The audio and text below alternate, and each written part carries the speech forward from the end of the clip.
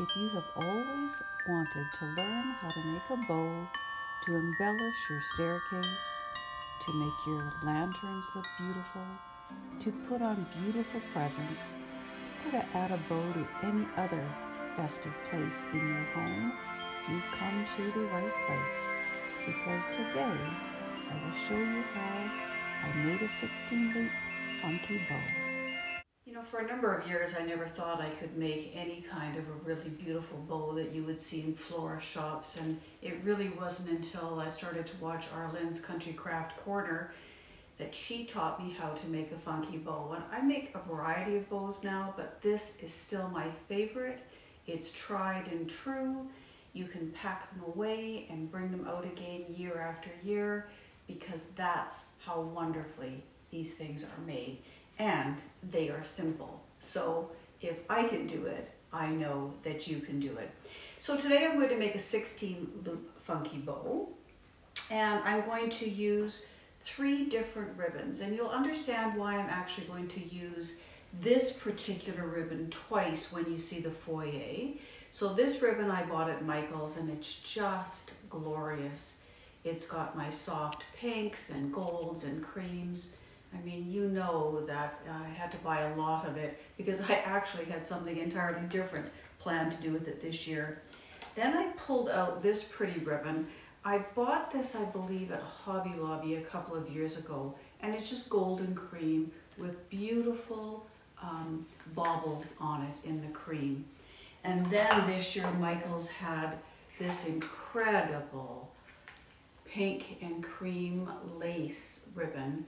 Wouldn't this just be glorious in a Christmas tree? Because all of the lights would shine so beautifully through it. So for the size of bow that I wanted, I decided that I would cut 4 strips of this 26 inches, 4 strips of this 26 inches, 4 strips of this again in 26 inches, and 4 strips of this. Now, you don't have to make a 16-loop funky bow. I've made 9-loop funky bows. About the shortest I've ever cut the ribbon, though, is 20 inches, and about the longest is 30. And that's just how my hands work with this ribbon. I have very small hands, so if my hands can do this, and arthritis in this hand, you can do it too.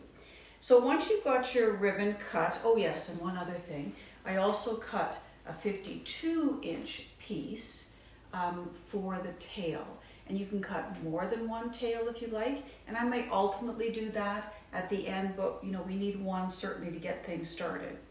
So once you've cut your ribbons, then you need to dovetail your ends. And all I do, and I try to do more than one at a time, is I just bend it together like that. Then I go where the wire is, and I just cut up and away from me, and you have perfect dovetailed ends. So easy. You may wonder why I have pinking shears out, and I just brought these out to remind me to tell you that if you have ribbon that can fray easily, these are your savior, because once you cut with these, then your ribbons are fine. But none of these ribbons fray, so none of them do I need to cut with pinking shears. All right, so let's get started. So first of all, you take your ribbon and you fold it in half. Then I measure. In this case, I want 6 inches. Sometimes I do them 5 inches. Sometimes I do them 7 inches, but I really find that I like the 6 inch about the best. Then I kind of fluff that up. And then my goal is always to have my tail ribbons facing the same way. And for the purpose of this video, I'm going to do them all facing you. So I take one style of ribbon, then I take my next style of ribbon, again, fold it in half, measure 6 inches. That's why these measuring mats are so wonderful. Put it beside, fluff it out a little bit. And you're gonna do a bunch of fluffing at the end, but if you fluff a little bit along the way. Now this ribbon isn't great quality ribbon, to be totally honest with you, this golden cream, and it's very crinkly as you can hear, but it really does look nice in a bow. Then I'm going to take the exact same ribbon I used for the first one. Again, you know, usually I have 4 different ribbons or 3 different ribbons if I'm doing, you know, a 9 loop. Then you pop that beside it as well. So you notice all you're doing is putting the ribbons side by side, taking these tails again, turning them to the front so that the tails are always showing the best side forward. Now, if you have ribbon that's double-sided, it's not so important that you always push the tails going one way, but none of this ribbon is double-sided. Even this one is more just goldy on the one side, or not goldy, rosy gold on the one side. So you flip them all, again, measure 6 inches, and if you're about a ½ an inch or something off, don't worry about it, because your world won't end.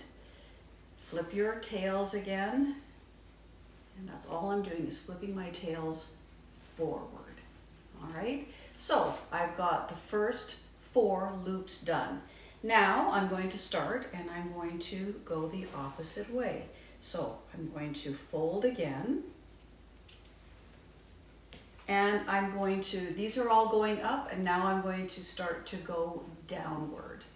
And I'm just going to pop it in, going down, holding everything together, again turning my tail so that all that pretty stuff is facing forward. The exact same thing with my next ribbon. Measure 6. Again, if it's not perfect, as far as 6 goes, don't worry about it, because it will all turn out beautifully at the end of the day. Do a little bit of fluffing again as you go, and twisting your ends. You know, I watch Arlen's channel. Every time she uploads, she still, I mean, the woman is amazing. She does incredible work. And she has, you know, really taken on the color blue the way I have taken on the color pink. And that makes her decorating life easier. You know, if you have a color palette in your home, it just makes your decorating life easier if you can use it season over season, because then you can buy things and really ramp up the, you know, what you can use different things for different seasons for. That's what I have found anyway. It just works so much better. All right, so you'll notice I've got 4 going this way, 4 going this way. And now I'm going to start, and I'm going to do the exact same thing. And rather than going down, I'm going to do the same thing I did with my first set. I'm going to start going up. So just make sure that you can always see your finger and your thumb, the 2 that you are using to attach everything. You don't want to ever let go, because if you do, then, you know, everything will kind of fall apart. So if you can always see your finger and your thumb, you are doing everything the way you should. Take my next one. So easy. I have made these bows for our daughters, for friends who have said to me, Shelley, can you come over and make these bows for me? And then I just show them what to do, and you know what? They can do them now too. Again, always taking your tails and pushing them forward. So these 4 go up. And you can kind of see that I really have this pink and this gold flare going. Flipping my tails again. So pretty.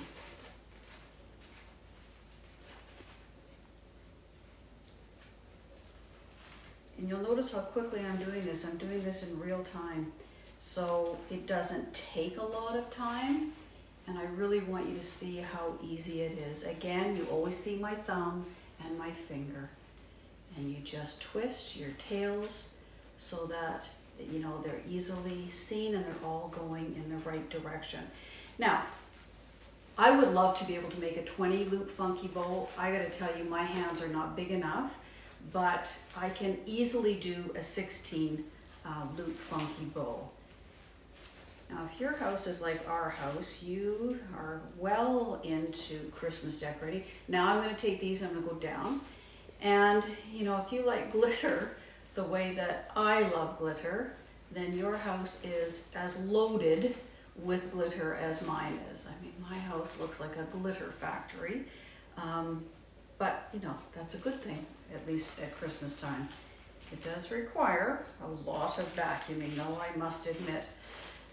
So, again, just doing the same thing, taking that final tail, flipping it out so that the tails all look beautifully together.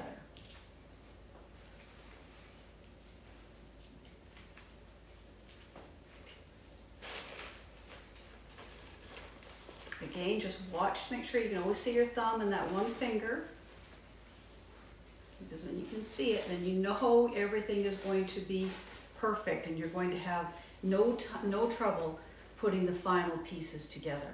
So this is my final piece, again, 6 inches, going, just wait a second, make sure I put this the right way. Yes, this last one going right here. So you can see now that I have all this ribbon together, and I just have to turn this one tail. You can see now that how little room I have. So if I wanted to do a 20, I wouldn't be able to get it in. But anyway, so that's it, all kind of messy, and I will fluff it up. Then you take your pipe cleaner, and you can use floral wire as well.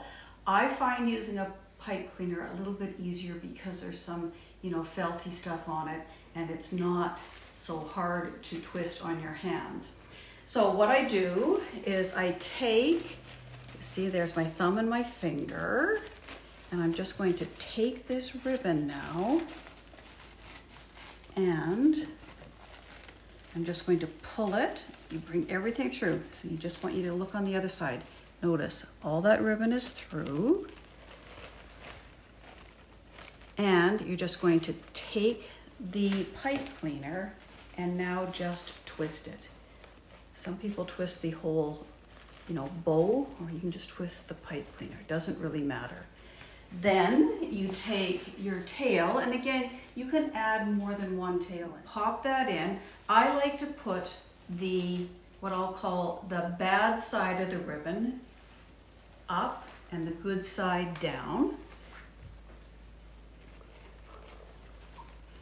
And just make sure it's it's half, and then you just twist this in, and there's no glue. And all you do now, because you can see that white, so you don't want to be able to see it, you just take it and begin to fluff each one of your bows.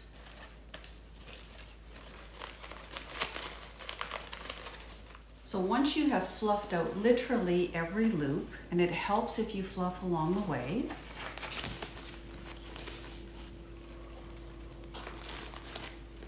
and you've taken a look at your ends to make sure that they're the way you want them to look, then this is what it looks like at the end. And it's this massive bow that will look fabulous on a staircase. So let's go take a look. So you can see I decided to add some more tails to it. So I'm taking one of the ribbons, one of the tails, and actually tying it to the banister, and then I'll just tie a pretty bow to it as well. You know what? You don't even really see that the bow isn't actually part of the overall funky bow. It just turns out so pretty. Then notice I've got all of this left over, these extra tails. So I'm just going to twist them so that they turn out the right way. And I'm just going to roll them up, and then I'll be right back. Once you have everything rolled up, all you do is grab your ends and pull. Just pop right through the ribbon and pull them down, then you end up with these really pretty little curly cues. So I'll finish this and I will be right back. And so this is the end product with some of the ribbons cascading down your beautiful funky bow, and you cannot see the pipe cleaner at all. Everything tied so pretty to the banister. And then let's take a look at what I have done with the garland. This year I have kept the garland really simple. I've just added this string of balls that we bought at Canadian Tire a couple of years ago. I mean, I use it every year because it's so easy to decorate. And then what I've done is I've just embellished all the way up the garland with that really, they match beautifully. Again, they're plastic, so hanging them is very, very easy. And I've just added it all the way up, including at the top of the stairs. And then we've done the exact same thing overlooking our piano room office. Same concept, very simple, simple ribbon wrapped around. And this is the view from the office as well. Again, the same concept, having some ribbon, having the pretty baubles on the top, and some pretty baubles down the side. And of course, the very best part of this foyer is always how we decorate that chandelier with some pretty gold balls, some pink satin ribbon, and those glorious stars that we drape over the arms. We've done the same thing again on the part that's overlooking our great room and our kitchen. So again, the same concept, just to keep all of this area very unified. And the vantage point over our great room, which we call the living room, and our kitchen, this is what we see. You'll notice I just kept up my home wreaths in my effort to minimalize and keep things simpler this year. And they work perfectly for Christmas. You would never know that they actually have been there for all of the seasons this year. So I really hope you enjoyed the tutorial on how to make a funky bow and how we have decorated our foyer in a more minimalistic way. So you've been able to see all three sides of our foyer, which is a really neat thing about this house. So if you have not already done so, I would certainly appreciate it if you subscribed. Give me a thumbs up because that is what makes my channel grow. Share this video with people who love their homes and who love to decorate as much as we do.